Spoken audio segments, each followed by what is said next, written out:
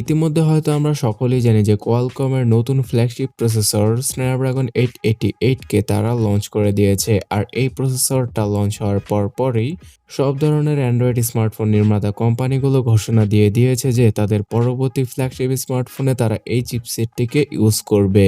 এছাড়া Xiaomi, Realme এবং Samsung এর মতো কোম্পানি তো দাবি করছে যে তারা সর্বপ্রথম তাদের স্মার্টফোনে এই চিপসেটটিকে ইউজ করবে। So hey guys, Shanto here. কোয়ালকমের এই নতুন ফ্ল্যাগশিপ চিপসেটটিকে কোন কোন স্মার্টফোনের মধ্যে আমরা আগামীতে দেখতে পাবো সেই সম্পর্কে জানাচ্ছি আজকের পুরো ভিডিওতে। সর্বপ্রথমে Xiaomi ক্লেম করছে যে তারা তাদের Mi 11 সিরিজে এই প্রসেসরটিকে ইউজ করবে, আর এখানে Mi 11 এবং Mi 11 Pro এই দুটি স্মার্টফোন আসতে পারে। বর্তমানে এই ফোনগুলোর কিছু রেন্ডার এবং লিক ইমেজ ইন্টারনেটে শেয়ার করা হয়েছে এবং এই ইমেজগুলো দেখলে আমরা বুঝতে পারি যে ডুয়াল কার্ভেজের স্ক্রিন এবং 108 মেগাপিক্সেল পর্যন্ত ক্যামেরার সমর্থন করবে Xiaomiর এই নতুন ফ্ল্যাগশিপ ফোনগুলো। এছাড়া এই ফোনগুলোতে নতুন আরও বেশ কিছু টেকনোলজি ইউজ করতে পারে Xiaomi। আশা করা যায় যে এই মাসের একদম শেষ নাগাদ এই ফোনগুলোকে আমরা গ্লোবালি মার্কেটে দেখতে পেতে পারি। এছাড়া Xiaomi যেহেতু অ্যানাউন্স করেছে, তাহলে Realme কেন বসে থাকবে? Realme রেস নামে নতুন স্মার্টফোন লঞ্চ করতে পারে Realme, যেখানে কিনা ওরিও স্টাইলের ক্যামেরা কাটআউট আমরা রিয়ার সাইডে দেখতে পাবো এবং এই ফোনটির প্রসেসর হিসেবে এই স্ন্যাপড্রাগন 888 প্রসেসরটিকে ইউজ করবে Realme। আর এই ফোনটার সামনের দিকে থাকতে পারে 120 হার্টজের অ্যামোলেড প্যানেলের ডিসপ্লে।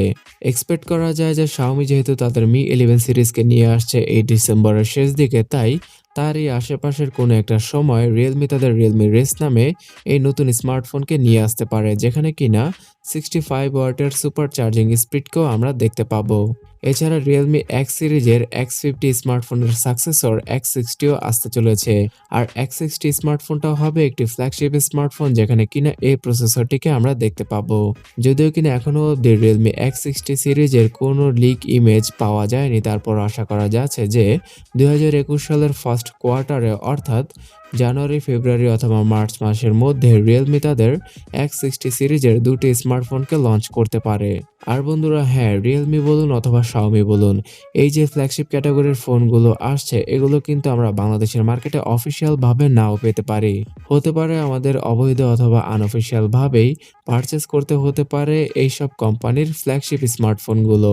যদিও কিনা Samsung এর ফ্ল্যাগশিপ স্মার্টফোন বরাবরের মতোই Samsung বাংলাদেশের মার্কেটে অফিসিয়াল ভাবে লঞ্চ করবে। আর এবার আমরা Samsung S সিরিজের মধ্যে তিনটি স্মার্টফোনকে আবারও দেখতে পেতে পারি। এখানে রেগুলার Samsung S21, তারপর S21 প্লাস এবং S21 আলট্রা নামে তিনটি স্মার্টফোনই আমরা দেখতে পাবো, যেখানে কিনা ইউএস এবং চায়নার মার্কেটের জন্য স্ন্যাপড্রাগন 888 প্রসেসরকে ইউজ করবে Samsung। তবে বাংলাদেশ সহ বিশ্বের অন্যান্য সকল কান্ট্রিতে Samsung তাদের এই ফোনগুলোকে এক্সিনোসের ফ্ল্যাগশিপ প্রসেসরের সাথেই লঞ্চ করবে।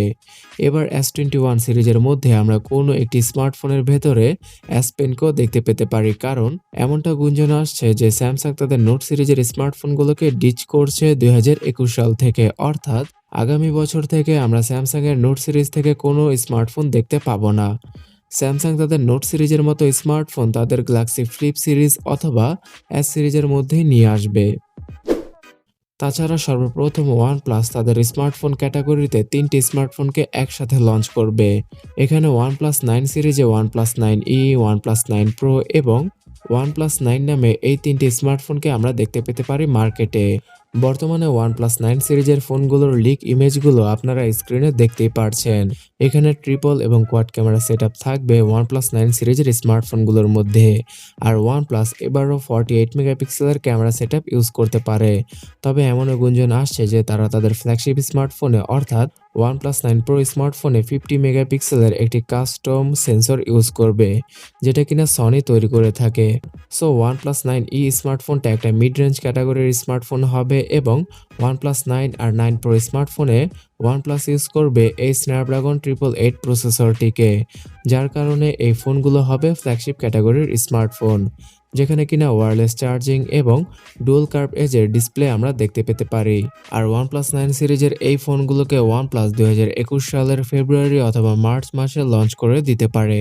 সো বন্ধুরা, এরপর যে ফোনটি সম্পর্কে জানাচ্ছি সেটা হচ্ছে গিয়ে ওপ্পোর flagship smartphone Oppo Find X2। স্মার্টফোনটা কিন্তু খুব আমেজিং একটা স্মার্টফোন ছিল এই বছরের। তারপরও ওপ্পো ফাইন্ড X সিরিজটা এখনো অবধি সাড়া ফেলতে পারেনি কনজিউমারদের মধ্যে। তবে এজন্য কিন্তু ওপ্পো থেমে থাকবে না। ওপ্পো তাদের ফাইন্ড X3 প্রো নামে একটি স্মার্টফোন লঞ্চ করবে আগামী বছর, এবং এখানে আমরা ডিসপ্লে সেকশনে খুব নতুন এবং ইনোভেটিভ একটা প্রযুক্তি দেখতে পেতে পারি। এছাড়াও ওপ্পোর ফাইন্ড X3 সিরিজের স্মার্টফোনগুলোতে ক্যামেরার মধ্যে খুব ভালো একটা ইনোভেটিভ প্রযুক্তি নিয়ে আসতে পারে ওপ্পো। সো এবার দেখারই পালা যে ওপ্পো আমাদেরকে নতুন কি উপহার দেয়। আর যদি ওপ্পোর এই টেকনোলজিগুলো তাদের এই ফোনের মধ্যে না চলে তাহলে ওয়ানপ্লাস তো আছেই। ওয়ানপ্লাস ওপ্পোর এই টেকনোলজিকে ইউজ করে তাদের OnePlus 9 সিরিজের অথবা OnePlus 90 সিরিজের কোন একটি স্মার্টফোনকে নিয়ে আসবে মার্কেটে। এছাড়া ভিভো তাদের X50 সিরিজের সাকসেসর X60 সিরিজকে 2021 সালের ফার্স্ট কোয়ার্টারের মধ্যে নিয়ে আসবে মার্কেটে, যেখানে কিনা গিম্বল টাইপের ক্যামেরা সেটআপ এবং সেন্টার পাঞ্চ হোল কাটআউটের ডিসপ্লে আমরা দেখতে পেতে পারি। আর এবার এই ফোনটাতে 144 হার্জের রিফ্রেশ রেটও ইউজ করতে পারে ভিভো।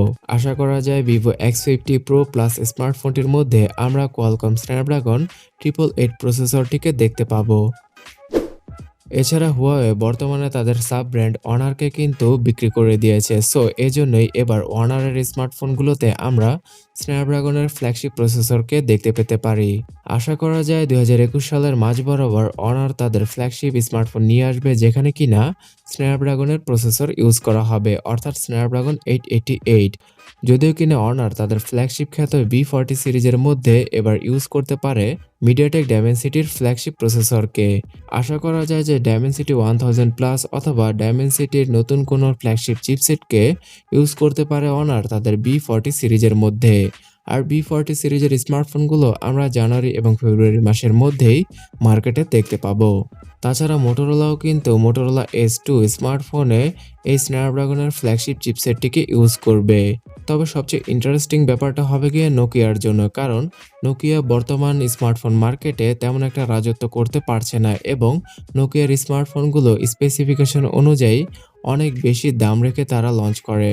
আর এবার তো আমরা নোকিয়ার ফ্ল্যাগশিপ স্মার্টফোন দেখতেই পেলাম না। আশা করা যায় যে সামনের বছর অর্থাৎ 2021 সালে আগস্ট অথবা সেপ্টেম্বর মাসের মাঝামাঝি নোকিয়া তাদের নোকিয়া 10 স্মার্টফোনকে নিয়ে আসবে, যেখানে কিনা স্ন্যাপড্রাগন 888 প্রসেসরকে তারা ইউজ করবে। যদি নোকিয়া খুব ভালো একটা প্রাইস রেঞ্জে এবং খুব ভালো স্পেসিফিকেশনের সাথে এই নোকিয়া 10 স্মার্টফোনকে মার্কেটে নিয়ে আসে তাহলে তারা কিন্তু আবারও কামব্যাক করতে পারবে। আর বন্ধুরা, আমরা 2021 সালের সেকেন্ড কোয়ার্টার থেকে Xiaomiর K40 সিরিজের ফ্ল্যাগশিপ স্মার্টফোন অথবা মিড বাজেট ক্যাটাগরির স্মার্টফোনকে দেখতে পাবো।